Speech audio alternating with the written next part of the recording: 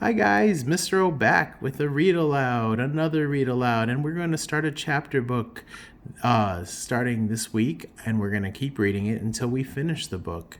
It's a Magic Treehouse story, story 24, Earthquake in the Early Morning by Mary Pope Osborne. I'm going to read a chapter a day, just like we would in class, and if you can, I'd like you to read along with me, and let me know if you enjoy it. So let's begin. We have our table of contents here with what they call the prologue, which is kind of the lead into the story. We have 10 chapters, so the first chapter is entitled Tweet Tweet. So today I'm going to read the prologue and I'll read chapter 1. Prologue. One summer day in Frog Creek, Pennsylvania, a mysterious treehouse appeared in the woods. 8-year-old Jack and his 7-year-old sister Annie climbed into the treehouse. They found that it was filled with books. Jack and Annie soon discovered that the treehouse was magic. It could take them to the places in the books.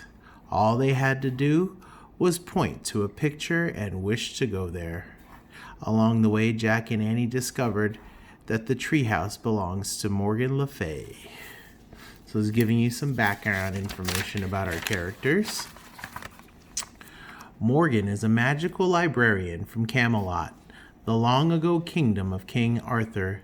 She travels through time and space gathering books. In Magic Treehouse books 5 through 8, Jack and Annie helped free Morgan from a spell. In books number 9 through 12, they solved 4 ancient riddles and became master librarians. In Magic Treehouse books 13 to 16, Jack and Annie had to save 4 ancient stories from being lost forever. In Magic Treehouse books 17 through 20, Jack and Annie freed a mysterious little dog from a magic spell. In Magic Treehouse books 21 through 24, Jack and Annie have a new challenge. They must find 4 special kinds of writing for Morgan's library to help save Camelot. They are about to set off to find the third of these. Chapter 1. Tweet, tweet, just like a bird would say. Jack sat up in bed. He stared out his window. The sky was dark gray. The sun would be rising soon. It's almost time, he whispered to himself. The day before, in the Magic Treehouse, Morgan's note had said, "Come back tomorrow in the early morning." Jack jumped out of bed. He put on his jeans and t-shirt. Then he grabbed his backpack and crept out into the hall, sneaking out of his house. Jack peeked into Annie's room. She wasn't there. He slipped downstairs and out the front door. Annie was sitting on the porch steps. Jack sat down beside her. "What are you doing?" he asked. "I was waiting for the birds to start singing," said Annie. "Then I was going to wake you up." Jack and Annie watched the sky go from dark gray to light gray. Then the birds began their song. "Tweet, tweet," said Annie. Without another word, Jack and Annie left their porch. They headed up their street to the Frog Creek woods. It was cool beneath the trees. Jack and Annie hurried through the woods to the rope ladder. It hung from the tallest oak. At the top of the oak was the Magic Treehouse. They climbed up into the treehouse. It was barely light inside. Annie picked up the note lying on the floor. She held it up to the window and read aloud.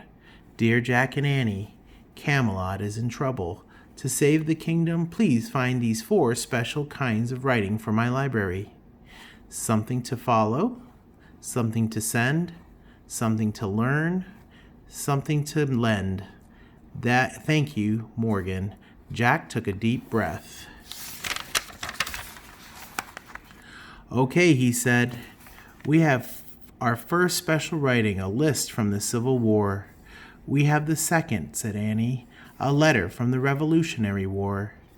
"We have the third," said Jack, "a poem from a pioneer schoolhouse." "Now we just need one more," said Annie. "I wonder why we have to find these special writings for Morgan's library," said Jack. "How are they going to save Camelot?" "I don't know," said Annie, "but let's get going so we can solve the mystery. Where's our research book?" They looked around the treehouse. Their Pennsylvania book, the book that always brought them home, was lying in the corner. Beside it was another book. Annie picked it up. "This is it," she said softly. She showed the book's cover to Jack. It said, San Francisco, California, 1906. "California," said Jack. "I've always wanted to go to California." "Me too," said Annie. She laughed. "I guess I told Miss Neely the truth after all." "Yeah," said Jack, smiling. The magic treehouse had taken them to a pioneer school in their last adventure. There, Annie had told the teacher, Miss Neely, that they were on their way to California. Annie pointed at the cover of the California book. "We really wish we could go there," she said. The wind started to blow. The treehouse started to spin. It spun faster and faster. Then everything was still, absolutely still. And that's the end of chapter 1, excuse me. I hope you enjoyed today's reading, and tomorrow we'll do chapter 2, Thunder Under the Ground. Not sure why I said 6. I guess I'm jumping ahead of myself. And hopefully that leaves you wanting to hear more, and I'll be back tomorrow for another reading. Thanks, guys. Bye-bye.